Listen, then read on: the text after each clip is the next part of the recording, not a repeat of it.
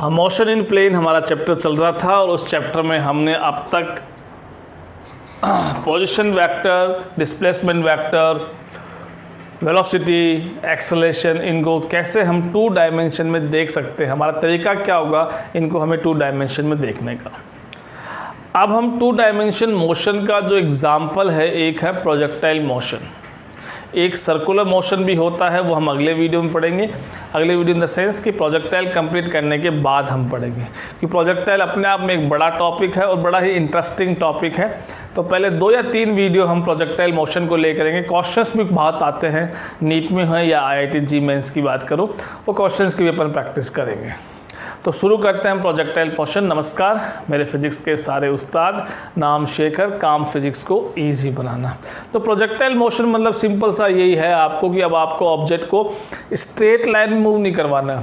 अगर किसी बॉल को आप ऐसे रगड़ते हुए फर्श के साथ रगड़ते हुए लेके जा रहे हो तो अलोंग एक्स एक्सिस उसका मूवमेंट हो रहा है, उसे हम मोशन इन स्ट्रेट लाइन बोलते हैं। या उस बॉल को आपने सीधा ऐसे थ्रो किया तो बॉल ऊपर गई और वापस नीचे आई, तो ये भी स्ट्रेट लाइन मोशन ही काउंट होगा, that is along Y axis only.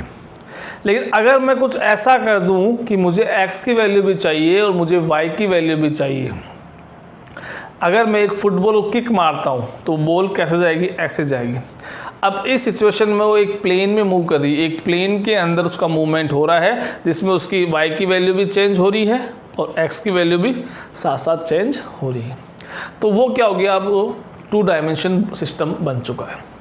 तो आज के वीडियो में हम यही पढ़ने वाले हैं। तो अगर मैं इसका डायग्राम बनाऊं तो बड़ा सिंपल है। अगर मैं इसको ग्राउंड मान लेता हूं, अर्थ सरफेस है and from this ground making angle theta, एक थीटा एंगल बना के एक u इनिशियल वेलोसिटी u के साथ में मैं थीटा एंगल बना के इसे प्रोजेक्ट करूं तो ये बॉल कुछ ऐसे जाने वाली है। किसके इन्फ्लुएंस में आगे बढ़ती? इनिशियली तो आपने इसको किक मार दिया या इनिशियली सिंपल इसको आपने थ्रो कर दिया, लेकिन इसका जो ट्रेजेक्ट्री बनने वाली है, इसका जो पाथ बनने वाला है, that will decide by the gravitational force. क्योंकि ये इस तरह से ऊपर जाता जाता जाता जाता रुकता है और वापस नीचे आता है। ऊपर तो आपने भेजा है लेकिन आपने उसको नीचे आने के लिए तो नहीं कहा था, फिर भी वो ऐसे घूम के नीचे तरफ आ रहा है। तो एक्चुअल में हुआ क्या, जैसे ही आप इसको थ्रो करते हैं एक ग्रेविटेशनल फोर्स एक्ट होता है जिससे acceleration due to gravity act होती है और उसको वो नीचे तरफ खींचती है। खींचने से उसका मोशन क्या हो जाता है, इस तरह से एक पैराबोला बोलते हैं इसको, एक पैराबोलिक पाथ बन के वो नीचे आता है। ये पैराबोलिक पाथ बनेगा, इसको हम क्या करेंगे मैथमेटिकली भी इसी आज के वीडियो में प्रूव करके देखेंगे। तो आपको समझ में आ गया होगा, इसको आपने ऐसे थ्रो किया तो ऐसे घूम के गया। अब मैंने कहा रखा, जब भी कोई भी वेक्टर आपके किसी प्लेन में आ जाता है तो उसके हम कंपोनेंट्स बनाते हैं। तो यहाँ भी हम ये करने वाले हैं कि आपके जो वेलोसिटी u से आपने थ्रो किया है तो ये वेलोसिटी क्या कर रही है, 2 पार्ट्स की वेलोसिटी है।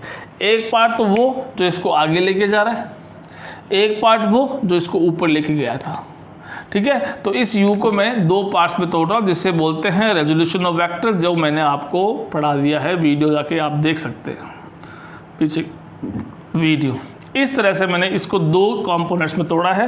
कंपोनेंट्स में तोड़ने का तरीका मैंने बताया है पिछले वीडियो में, साथ ही कंपोनेंट्स हम 90 डिग्री बनाते हैं एक दूसरे के। तो आपको ये 2 एरो दिख रहे हैं जो अभी मैंने ड्रॉ की है, वो एक दूसरे के 90 डिग्री पे। ये वाला जो एरो है वो कंपोनेंट है वो थीटा के साथ वाला है। वो कैसा है, थीटा के साथ वाला है। थीटा के साथ वाला मंत्र याद करो, क्या होगा, u cos थीटा, और थीटा के वे वाला मंत्र याद करो, u sin थीटा। 12 तक आपको याद रखना, बार बार ये काम आने वाला है। ये हमारा होगा, यानी मैंने इस u वेलोसिटी वेक्टर को 2 पार्ट्स में तोड़ दिया। अब हम इन 2 पार्ट्स को स्टडी करने वाले हैं, क्योंकि ऑब्जेक्ट अगर स्ट्रेट लाइन मूव कर रहा है तो 1 डायमेंशन मोशन है, ऐसे मूव कर रहा है ऊपर तरफ 1 डायमेंशन मोशन है, जो हमने 3rd चैप्टर में पढ़ा था इससे पहले वाले। अब दोनों एक साथ मोशन करेंगे तो हम ये कर लेते हैं, हम इनको 2 अलग अलग पार्ट्स में डिवाइड करके फिर इनका मोशन स्टडी करते हैं और फिर उनको वापस से जोड़ देंगे, जिससे हमारा जो थ्योरी है वो कंप्लीट हो जाएगी। आगे समझ में? चलो देखते हैं, आइए स्टार्ट करते हैं। तो देखो इसमें हमें 3 डेरिवेशंस करने, 4 डेरिवेशंस करने, जो देखो आज का वीडियो स्पेशली CBSE वालों बच्चों के लिए, यदि मैं एनसीईआरटी में जो डेरिवेशंस है केवल उनको ही मैं अभी डिस्कस कर रहा हूँ, ताकि सीबीएसई वाले बच्चों का लेवल के अकॉर्डिंग जो उनके नोट्स में होना चाहिए वो नोट्स आपके आज बन जाए। अगले वीडियो में जब हम क्वेश्चंस करेंगे उससे पहले कुछ डेरिवेशंस और पढ़ेंगे, वो mainly NEET IIT JEE mains वाले बच्चों के लिए होगा। ठीक है, सीबीएसई वाले पढ़ सकते हैं पर मेनली उन पे फोकस होगा। सीबीएसई वालों के लिए आज की वीडियो में हम सब कुछ कवर कर देंगे। ठीक है, तो हमें करना क्या है, अब हमारी जो मोशन हो गया तो हमें कुछ एक चीज़ों का डेरिवेशन करना, उनकी वैल्यूज़ निकालनी। जैसे एक तो इसको आपने थ्रो किया तो ये ऑब्जेक्ट यहाँ तक गया, ये क्या है इसका, ये इसकी मैक्सिमम हाइट है, दिस इज एच मैक्स। तो एक तो हमें ये कैलकुलेट करना है कि when you throw an object with u velocity making angle theta with the ground, how much it get the highest energy, highest height, कितनी हाइट गेन करता है ये। दूसरा हम क्या करेंगे कि ये यहाँ से गया, यहाँ से गया, यहाँ से गया, ये यहाँ से गया और यहाँ आते आते तो ये क्या हो गया, इसका एक पाथ हो गया।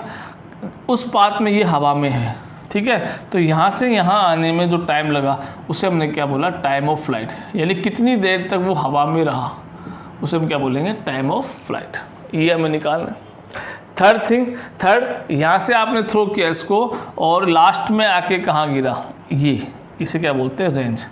जैसे आप देखते हैं ना ओलंपिक्स में डिस्क थ्रो होता है, ठीक है, एक या वो पुट थ्रो होता है, क्या बोलते हैं उसको, घूम के से फेंकते हैं, या फिर वो मान लो जेवल थ्रो होता है, ऐसे फेंकते हैं। तो उसमें वो काउंट क्या करते हैं, वो अर्थ पे कितनी डिस्टेंस तक दूर तक गया वो काउंट करते हैं, यानी वो रेंज काउंट करते हैं। आगे बात समझ में। चलिए, तो अब हम क्या करने वाले हैं, तीनों का डेरिवेशन करेंगे। लास्ट में एक और देखेंगे कि ये जो इक्वेशन, ये जो पाथ बन रहा है, ये आपको दिख रहा है, ये पैराबोलिक पाथ है। तो इसको हम मैथमेटिकली प्रूव करेंगे कि इसका जो ट्रेजेक्ट्री बन के आ रहा है, इसका जो पाथ बन के आ रहा है वो पैराबोलिक है कि नहीं है। ठीक है, ग्राफिकली हमें दिख रहा है, इसको मैथमेटिकली प्रूव करेंगे। तो पहले स्टार्ट करते हैं, देखो इसको स्टार्ट करो मैक्सिमम हाइट से। ठीक है, अब देखो जो बातें बता रहा हूँ वो ध्यान देना। फर्स्ट डेरिवेशन है फॉर द मैक्सिमम हाइट। अब आप बताइए कि हाइट गेन की इसने, उस हाइट को गेन करवाने के लिए आपने इसके जो दो कंपोनेंट्स बनाए हैं, यू कॉस थीटा और यू साइन थीटा, इनमें से कौन सा कंपोनेंट रेस्पॉन्सिबल है कि इसको उसने हाइट दिलवाई। यू साइन कॉस थीटा जो है वो इसको केवल आगे लेके जा रहा है, यानी अगर यू साइन थीटा नहीं होता तो आपकी बॉल ऐसे सरफेस के साथ रगड़ती हुई आगे बढ़ती तो कोई भी हाइट गेन नहीं करती। लेकिन जैसे ही यू साइन थीटा की एंट्री होगी वो इसको ऊपर लेके जाएगा। तो कौन सा पार्टिकल रेस्पॉन्सिबल है, कौन सा कंपोनेंट रेस्पॉन्सिबल है, वो है यू साइन थीटा। तो हम क्या करने वाले हैं, इसकी जो वेलोसिटी इनिशियल लेने वाले हैं वो इनिशियल वेलोसिटी, यानी अब हमें यू साइन थीटा के अकॉर्डिंग इसकी हाइट निकालनी है, क्योंकि ये रेस्पॉन्सिबल है और ये किसके अलोंग है, ये वाई एक्सिस के अलोंग है, और ये कौन सी हो गई, ये एक्स एक्सिस हो गई। तो इसका मतलब हाइट निकालने के लिए हम वाई एक्सिस के अलोंग हम क्या करने वाले हैं, हमारा मोशन देखने वाले हैं। तो मैक्सिमम हाइट निकालनी है, ठीक है। तो motion under a along Y axis, तो केवल वाई एक्सिस बात करेंगे, एक्स एक्सिस भूल जाओ, उसका कोई रोल नहीं है। ठीक है, तो बताओ इनिशियल वेलोसिटी की बात करूं,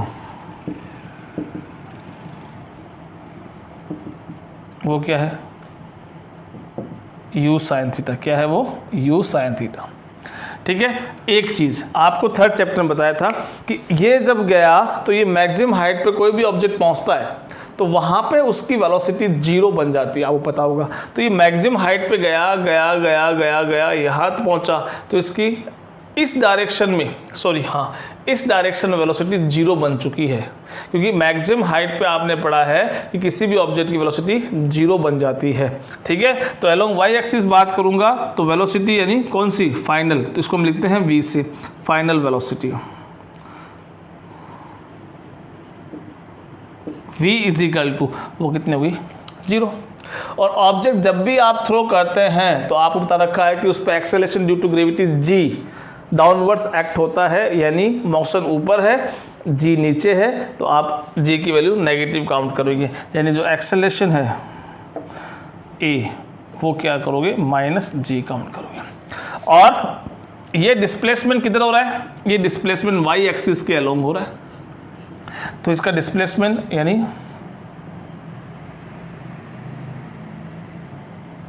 ये हो गया वाई एक्सिस के अलोंग, इसका नाम हो गया एच मैक्स, ये हमारे पास आ गया। अब इसके लिए हमारे पास जो 3 इक्वेशन है काइनेमेटिक्स की, 3rd चैप्टर में डेराइव की थी, उनमें से कौन सी यूज़ करेंगे जब मुझे इनिशियल वेलोसिटी पता है, मुझे फाइनल वेलोसिटी पता है, मुझे एक्सेलरेशन पता है और मुझे हाइट पता है। यानी यहाँ पे टाइम अभी तक एंटर नहीं हुआ है, तो टाइम नहीं एंटर हुआ है तो हम टाइम के बिना एक ही इक्वेशन है, और वो कौन सी है, 3rd इक्वेशन। वो कौन सी 3rd इक्वेशन, तो as v square equal to a square plus 2ax, ये इक्वेशन अपन यूज करते हैं। पुट द वैल्यू, v कितना है, 0 है, 0 स्क्वायर, u कितना है, u साइन थीटा, तो इसको स्क्वायर करने से ये square sine square theta, plus 2, a कितना है माइनस g, तो ये माइनस बन जाएगा, x कितना है h मैक्स, x मतलब डिस्प्लेसमेंट, वो कितना है h मैक्स। ठीक है, h मैक्स निकालना है, इसको धर लिया, ये 0 हट गया तो ये पॉजिटिव का 2g H max, so easy, you square sine square theta upon आपका 2g, सॉरी इसको आगे वाले टर्म में लेते हैं, तो H max is equal to u square sine square theta upon 2g। This is expression for the maximum height of a particle of a projectile. जिस चीज़ को भी आपने ऐसे प्रोजेक्टाइल मोशन में भेजा है उस ऑब्जेक्ट को प्रोजेक्टाइल बोलते हैं। तो ये प्रोजेक्टाइल की हाइट है जो उसने मैक्सिमम गेन की है when you throw with the u velocity with making angle theta with the surface and g is the your acceleration due to gravity. ये हमारी पहली चीज़ आ गई, ये हमारा फर्स्ट आ गया। अब हम निकालते हैं टाइम ऑफ फ्लाइट, यानी यहाँ से लेके यहाँ तक कितना टाइम लगा। साथ साथ में जैसे मौका मिले स्क्रीनशॉट रख लेना और लिख लेना, ठीक है, और अब कर दूंगा मैं आगे जाके। अब सेकेंड आता हमारा time of flight, time of flight निकालना है। तो टाइम ऑफ फ्लाइट निकालना है, तो देखो इसके लिए दोबारा से हम वो डिस्कस करते हैं। ये हवा में रहा कितनी देर, ये टाइम ऑफ फ्लाइट है। अब दोबारा सोचिए कि हवा में रखने के लिए इसको कौन सा कंपोनेंट रेस्पॉन्सिबल है। u cos थीटा इसको हवा में ले गया था, नहीं, u cos थीटा, तो इसको अगर u sin थीटा नहीं होता तो u cos थीटा सिंपल इसको बॉल को सरफेस के साथ रगड़ता हुआ आगे ले जाता, लेकिन u sin थीटा होने से ये हवा में गया है और तभी तो आपका टाइम ऑफ फ्लाइट का कॉन्सेप्ट आया है। यदि हवा में कितनी देर तक रहा, तो हवा में कब रहेगा, जब u sin थीटा कुछ ना कुछ होगा। तो दोबारा से हम हमारा इसका मोशन किसके अलोंग देखेंगे, y एक्सिस के अलोंग, ठीक है। तो मोशन इसको लिखते हैं tf से, टाइम ऑफ फ्लाइट, ठीक है। सो motion along y axis, motion along y axis, ठीक है। तो अब इसमें आ जाइए वापस से, देखिए अब y एक्सिस के देखना है। तो अब यहाँ सबसे इंटरेस्टिंग से देखो, यहाँ से इसने स्टार्ट किया, यहाँ y कितना है 0, यहाँ से यहाँ गया, यहाँ y कितना है 0। तो एक तरह से कि हम केवल मोशन y एक्सिस के अलोंग देख रहे हैं, तो इनिशियल पॉइंट y 0 है और फाइनल पॉइंट भी इसका y 0 है, यानी y एक्सिस के अलोंग इसका डिस्प्लेसमेंट हुआ ही नहीं। तो हम क्या लिखेंगे, डिस्प्लेसमेंट अलोंग y एक्सिस कितना है, 0 है। ये बात समझ में आएगी नहीं है सबको? अरे भैया, क्योंकि अब हमें क्या करना है, जैसे यहाँ पे हमें पूरा का पूरा मोशन y एक्सिस देखना है, x एक्सिस को भूल जाना है। यहाँ भी हमें y एक्सिस देखना, क्योंकि टाइम ऑफ फ्लाइट केवल y एक्सिस के अलोंग जो वेलोसिटी है उस पर डिपेंड करेगी, तो उसके अलोंग ही हम सारा मोशन देखेंगे। y देखो यहाँ 0 है और यहाँ भी y की वैल्यू 0 है, तो कितना डिस्प्लेसमेंट हुआ along y axis 0। Along x axis तो रेंज निकालेंगे अपन, वो है, लेकिन अलोंग y एक्सिस की बात करूँगा तो 0 डिस्प्लेसमेंट हुआ, क्योंकि इनिशियल भी 0 है y और फाइनल भी y 0 है। आगे बात समझ में, इसलिए हमने इसको लिया है। अब यहाँ पे टाइम ऑफ फ्लाइट निकालना है, तो t तो हम tf ले लेते हैं, यानी टाइम ऑफ फ्लाइट में t मतलब tf के बराबर हो गया। और क्या है, एक्सेलरेशन देखेंगे, क्योंकि इसको आपने ऊपर थ्रो किया है, तो ऊपर थ्रो करने से एक्सेलरेशन भी इसका नेगेटिव आएगा, ठीक है जी। और इनिशियल वेलोसिटी यहाँ भी क्या लोगे आप, u sin theta, initial velocity. अब देख के बताइए कि कौन सा आप इक्वेशन यूज करेंगे काइनेमेटिक्स से, बताइए। हाँ जी, देखिए डिस्प्लेसमेंट है, टाइम निकालना ही है, एक्सेलेरेशन है और इनिशियल वेलोसिटी है। कौन सा यूज़ करेंगे? सेकेंड यूज़ कर लें वापस से, सॉरी वापस तो क्या फर्स्ट टाइम यूज़ कर रहे हैं, तो मैं सेकेंड यूज़ कर रहा हूँ। यहाँ इसको मैं लिख लेता हूँ। ये तो हो गया आपका काम, ये तो आपने मेरे ख्याल में लिख लिया होगा। चलिए अभी स्टार्ट करते हैं। तो देखिए यहाँ से स्टार्ट करते हैं। As x is equal to, ये इक्वेशन सेकेंड है काइनेमेटिक्स से, u t plus half a t square, u t plus half a t square. X मतलब डिस्प्लेसमेंट कितना है, वो 0 है। देखिए यहाँ से u sine theta, t t f plus half a minus g, ये minus g into T f square, इसको धर लिया ये, तो ये half g t f square is equal to u sine theta into T F. T F से एक T F cancel, इसको उधर भेज दीजिए और आपका एक्सप्रेशन आ गया। तो क्या आएगा, इधर टी एफ छोड़ा, ये 2 गया ऊपर, तो ये 2u साइन थीटा और डिवाइड बाई जी, ये आपका टाइम ऑफ फ्लाइट का एक्सप्रेशन आ गया है। ये हमारा सेकेंड पार्ट कंप्लीट हो गया डेरिवेशंस का। अब हमारा थर्ड पार्ट आता है कि हमें रेंज निकालना सबसे इजी है। रेंज का मतलब देखो, यहाँ देखो एक चीज़ आप समझने की काफ़ी गौर करना, दोबारा बताऊंगा मैं वीडियो में। जो एक्सेलरेशन ड्यू टू ग्रेविटी है वो केवल जो u साइन थीटा कंपोनेंट है उस पर इफेक्ट डालती है। भाई देखो क्या है, आपने इस वेलोसिटी को 2 पार्ट्स में तोड़ा, एक ये पार्ट में, एक ये पार्ट में।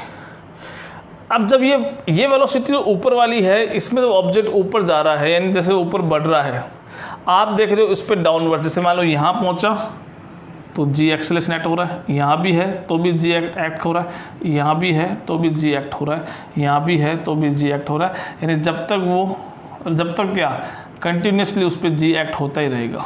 अगर वो नीचे आगे रेस्ट पे आ जाएगा तो भी जी एक्ट होता रहेगा। लेकिन u cos थीटा के अगेंस्ट कोई भी, या इसके अलोंग या उसके पीछे कोई भी ऐसा एक्सेलरेशन एक्ट नहीं हो रहा है। एक्सेलरेशन 0 है along x axis, x axis के अलोंग एक्सेलरेशन 0 है। एक्सेलरेशन मतलब क्या होता है, चेंज इन वेलोसिटी। अगर एक्सेलरेशन 0 है तो वेलोसिटी में चेंज नहीं आता है। तो इसका मतलब क्या हुआ, पूरे मोशन के अंदर जो u cos थीटा है वो कंटिन्यूस एक ही वैल्यू रखेगा, यानी वो एक कांस्टेंट टर्म हो जाती है। तो यहाँ पे u cos थीटा पूरे मोशन में एक कांस्टेंट टर्म रहने वाली है, उसकी वैल्यू चेंज नहीं होगी क्योंकि उस पर एक्स एक्सिस के अलोंग कोई भी एक्सेलरेशन नहीं है। y का जो u साइन थीटा है वो वेरिएबल बन सकता है। वो वेरिएबल क्यों बन सकता है, क्योंकि इसका कंपोनेंट जैसे अपन आगे बढ़ेंगे वैसे वैसे g इस पे एक्ट हो रहा है, जो y के ऑपोजिट एक्ट हो रहा है। जो y को क्या कर रहा है, डिक्रीज कर रहा है, उसको नीचे लेके आ रहा है, इसलिए क्या हो रहा है कि y एक्सिस जो अराउंड जो वेलोसिटी है उसमें वेरिएशन हमें देखने को मिलेगा, वहाँ हमें वेरिएशन देखने को मिलेगा, ठीक है। लेकिन u cos थीटा कांस्टेंट है। तो अब रेंज जब हम पढ़ेंगे तो हमें यही कॉन्सेप्ट ध्यान रखना है कि जब हम रेंज निकालें तो रेंज एक तरह से जो क्या है, रेंज एक तरह से एक डिस्टेंस है यहाँ से लेके यहाँ तक, और ये डिस्टेंस एक्स एक्सिस के अलोंग है। वही कॉन्सेप्ट है, क्योंकि ये रेंज यहाँ से यहाँ लाने में कौन सा रेस्पॉन्सिबल है, अब u cos थीटा रेस्पॉन्सिबल है। अगर u cos थीटा नहीं होता तो ये बॉल सीधी आ जाती, रेंज 0 आती। लेकिन ये कंपोनेंट था तभी तो इसको वो आगे ले गया और तभी तो इसके अंदर क्या हुआ, आपका मोशन बना, ये डिस्टेंस ट्रेवल हुई। अब ये डिस्टेंस ट्रेवल हुई है, तो डिस्टेंस जब ट्रेवल होती है तो किससे हो रही है, कांस्टेंट वेलोसिटी से हो रही है। तो हमारा रेंज का फॉर्मूला, रेंज एक तरह की डिस्टेंस है, तो डिस्टेंस का फॉर्मूला क्या होता है, डिस्टेंस इज इक्वल टू, यानी range is equal to velocity into time. ये तो हुआ कि हुआ नहीं, तो range R is equal to velocity कौन सी लेंगे, ये वाली u cos थीटा। अब ये रेस्पॉन्सिबल है into time, time of flight. अब देखो टाइम कौन सा है, यहाँ से यहाँ तक ये पहुँचा, तो पहुँचा तो ये ऐसे ही है, तो तो हमें तो यहाँ से यहाँ तक देखना, तो ये पहुँचा ऐसे ही है और वही टाइम काउंट होगा। अगर ये ऐसे आएगा तो भी हम टाइम वही लेंगे, ऐसे आएगा तो टाइम भी हम ये लेंगे, हम इसके अकॉर्डिंग नहीं चलने वाले। यानी कितना टाइम ऑफ फ्लाइट है वही इसका एक्चुअल टाइम है यहाँ से यहाँ पहुँचने वाला, और वो हम निकाल चुके हैं। वो हम क्या यूज़ करेंगे, TF। तो R is equal to U cos theta into TF की वैल्यू है 2U sin theta upon G। ठीक है, अब यहाँ देखिए आपको दिख रहा है 2 sin theta cos theta, identity याद होगी आपको क्या होता है, 2U into you square, 2 sin theta cos theta क्या होता है, sin 2 थीटा होता है, सबको आती होगी। ये आपका रेंज का फॉर्मूला आ गया। तो ये हमारा थर्ड डेरिवेशन कंप्लीट हो गया है। एक इक्वेशन ऑफ ट्रेजेक्टरी बची है, वो और देख लेते हैं फटाफट। ओहो हिल रही, ठीक है। चलिए ये यहाँ तक अब आप नोट कर लीजिए। ऑफ ट्रेजेक्टरी निकालने हैं। वैसे देखो ये पैराबोलिक होता है और इक्वेशन हमें पैराबोलिक ही लेके आनी है। तो देखो पैराबोलिक इक्वेशन आपने ये पढ़ी है,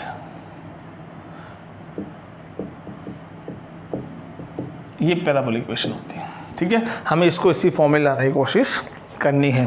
ठीक है, ए और बी सी तीनों यहाँ पे कांस्टेंट है, एक्स स्क्वायर एक्स, यानी एक्स स्क्वायर एक टर्म एक्स स्क्वायर की फॉर्म में जाए, एक टर्म सिंपल एक्स आ जाए तो अपना काम हो जाएगा, वो ट्रेजेक्टरी शो करेगा। चलिए अब यहाँ पे हम क्या करते हैं, ट्रेजेक्टरी में क्या चाहिए हमें, वाई और एक्स, इनकी वैल्यूज़ पता होनी चाहिए। यानी एक तो हमें एक्स चाहिए, एक वाई चाहिए। अभी मैंने आपको कहा था कि अगर मैं मान लो इस पॉइंट पे पहुँच जाता है, ये मोशन स्टार्ट करता है और टी टाइम बाद में यहाँ पहुँचा, टी टाइम बाद में वो यहाँ पहुँचा, तो ये टी टाइम यहाँ पहुँचा तो इस पोजीशन पे x की वैल्यू यहाँ से यहाँ x मान ली, और यहाँ से यहाँ मान लो ये y एक्सिस कह लो, इसका डिस्प्लेसमेंट y हो गया। टी टाइम पे इसको जो थ्रो किया, मान लो 2 सेकंड स्पेंड हुई, यहाँ पहुँचा, एक बार हमने इसको पॉज कर दिया मान लो पूरे मोशन को। ठीक है, पॉज करके हम देख रहे हैं कि इस टी टाइम पे ये टी मतलब यहाँ से फेंकने के बाद मान लो 2 सेकंड बाद में ये यहाँ पहुँचा, तो उस 2 सेकंड बाद में ये एक्स एक्सिस कह लो और वाई एक्सिस कह लो, कुछ ना कुछ इसकी वैल्यू आएगी। और वही तो क्या होती है इसकी position, r is equal to x i plus y j, बता रखा आपको। तो ये एक्स और वाई की वैल्यू हम निकालते हैं। तो पहले मैं एक्स देखता हूँ। ठीक है, तो हम क्या लिखेंगे, डिस्प्लेसमेंट अलोंग एक्स एक्सिस के अलोंग कितना डिस्प्लेसमेंट हुआ। तो देखो यहाँ से एक्स एक्सिस के लिए कौन रेस्पॉन्सिबल है, अब समझ गए आप, यू कॉस थीटा, कितना टाइम टी, और ये कांस्टेंट वैल्यू है, एक्सेलेरेशन अलोंग एक्स एक्सिस 0 है, तो इसी यू कॉस थीटा वेलोसिटी के साथ ही ये पूरा पाथ अपना ट्रेवल करेगा। तो सिंपल डिस्प्लेसमेंट अभी बताया आपको, x is equal to velocity u cos theta into time. ठीक है, अभी अपन यूज़ किया, तो यहाँ से मैंने टी की वैल्यू ले ली, वो कितनी आ गई, x upon you cos theta. अब वाई की वैल्यू निकालते हैं। ठीक है, तो डिस्प्लेसमेंट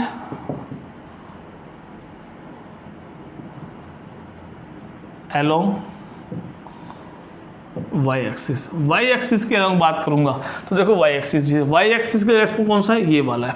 तो हमारा जो इक्वेशन होती है y is equal to u t plus half a t square, पता है आपको, ये वाला यूज़ करने वाले हैं। ठीक है भाई, डिस्प्लेसमेंट अपन वाई एक्सिस के अलोंग ले रहे हैं, तो कितना डिस्प्लेसमेंट आया वहाँ से देखेंगे तो ये वाई ले लिया आपने। ठीक है, तो यहाँ वैल्यू पुट करते जाओ, कैसे पुट करोगे, इधर आ जाइए, y is equal to u कितना लेंगे, यू साइन थीटा, क्योंकि वाई एक्सिस के लिए कौन सा रेस्पॉन्सिबल है, ये वाला कॉम्पोनेंट। टी की वैल्यू यहाँ से पुट करेंगे, x upon you cos theta. ठीक है, और क्या आगे, और ये हाफ एक्सेलेरेशन ऊपर जा रहा है वाई एक्सिस में, जी नीचे एक्ट करा तो माइनस का जी, माइनस जी, टी स्क्वायर है तो ये एक्स स्क्वायर हो गया, और ये you square cos square theta हो गया। आगे समझ में, यू से यू कैंसिल हो गया, ये इक्वेशन वाई, यहाँ जाइए, y is equal to sine upon cos tan theta, तो ये हो गया tan theta x tan theta into x minus half g, इसको मैं से लिख देता हूँ, जी अपॉन नीचे कौन है, you square cos square theta into x square. ठीक है। ये जो tan थीटा है वो कांस्टेंट है, क्योंकि आपने थीटा एंगल से फेंका, अब वो कैसे ही मोशन करता रहो, थीटा तो एक बार आपने फेंक दे तो फिक्स है थीटा, वो वेरी नहीं करेगा, ठीक है। तो थीटा फिक्स है तो tan थीटा फिक्स हो गया। सिमिलरली इधर cos थीटा फिक्स हो गया। u इनिशियल वेलोसिटी तो आपकी कांस्टेंट होगी ना, आपने 20 मीटर पर सेकंड से फेंका, अब बाद में कुछ होते रहे वो फाइनल है, इनिशियल तो 20 रहेगी, ठीक है, वो 20 है। g कांस्टेंट होता ही, तो इसका मतलब इधर तो ये कांस्टेंट है, तो let p is equal to minus half p is equal to g,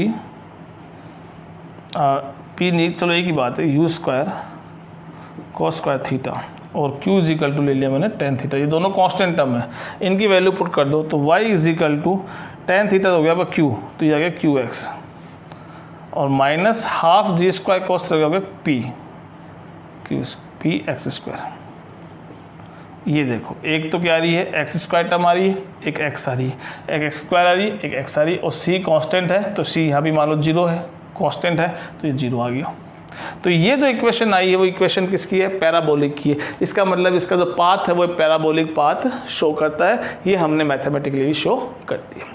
तो ये जो आज 4 डेरिवेशन किए हैं वो 11 CBSE के बच्चे जो है उनके लिए इनफ है, उनके सिलेबस में अकॉर्डिंग टू NCERT यही दे रखा है, और जो क्वेश्चंस हैं वो इनके बेसिस पे यही दे रखे हैं। कल से हम थोड़ा सा इनके क्वेश्चन भी करेंगे और थोड़ा सा फिर एडवांस चलेंगे जो हमारे लिए नीट और IIT के बच्चों के लिए होगा, ठीक है। सो मिलते हैं नेक्स्ट वीडियो में। This is projectile 1, projectile 2, projectile 3, मेरे ख्याल में 4 भी आए तो 4 भी, ठीक है। मिलते हैं अगले वीडियो में, ठीक है। Thank you so much.